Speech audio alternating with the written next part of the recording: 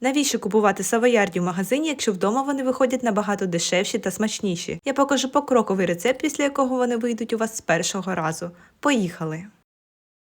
Перше, що ми робимо, це беремо чисту та ідеально суху глибоку миску. Це важливо. Далі беремо 2 яйця категорії С1 кімнатної температури і в цю миску відділяємо білок. Слідкуйте за тим, щоб навіть краплина жовтка не потрапила в білок, адже тоді він не зіб'ється до потрібної консистенції. Жовтки поки відкладаємо, до них повернемось згодом. До білків додаємо дрібку солі, щоб вони краще збивались. До речі, про вінчики не забуваємо, вони також повинні бути сухі та знежирені. Збиваємо білки на середній швидкості, поки вони не стануть світлими, пишними і не перетворяться на щільну піну. На це піде приблизно 2-3 хвилини, залежно від міксера. Збиваємо до такої консистенції, піна повинна тримати форму. До 70 г цукру додаємо дрібку ваніліну або 8-10 г ванільного цукру, замінюючи ним частину звичайного, та перемішуємо. Додаємо до білків приблизно половину цукру поступово невеликими порціями і збиваємо міксером на середній швидкості до розчинення цукру.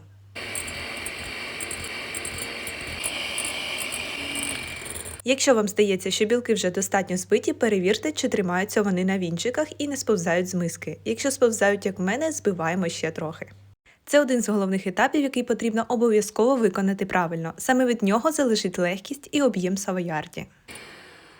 Готові білки стають щільними, глянцевими і тримають форму. Якщо перевернути миску догори дном, вони не падають.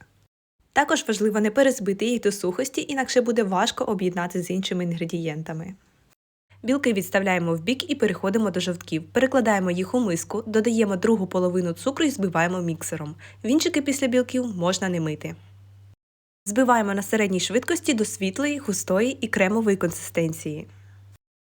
Ось так в результаті має виглядати жовткова маса – світла, однорідна і гладка.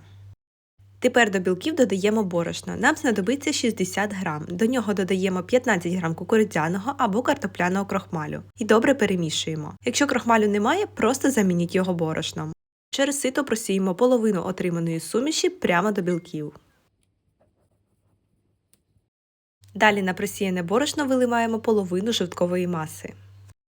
Просіюємо другу половину борошна і додаємо залишки жовтків. Такий спосіб додавання інгредієнтів допомагає легше і швидше їх об'єднати, зберігаючи тісто повітряним.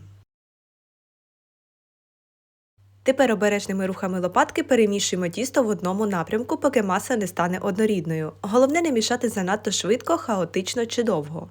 Як тільки інгредієнти об'єднаються, тісто готове. Перекладаємо тісто в кондитерський мішок. Якщо його немає, можна використати пакет та відрізати кутик. Після того, як все тісто в мішечку, розподіляємо його рівномірно, щоб прибрати порожнечі. Так воно буде видавлюватись плавно. Також можна одягнути круглу насадку на мішок, щоб зробити савоярді більш акуратними. Відсаджуємо печиво на деко, застелене силіконізованим пергаментом або, як у мене, тефлоновим килимком. Форма і розмір можуть бути будь-які, але за класикою савоярді роблять у формі паличок. Між печивами залиште невелику відстань, бо під час випікання вони підростають.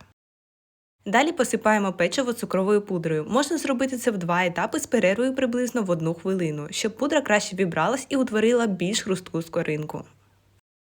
Випікаємо печиво в розігрітій до 180 градусів духовці 10-15 хвилин до легкого золотавого кольору. Одразу після випікання печиво буде м'яким. Усередині воно ще зберігає вологу, тому залишається ніжним і пружним.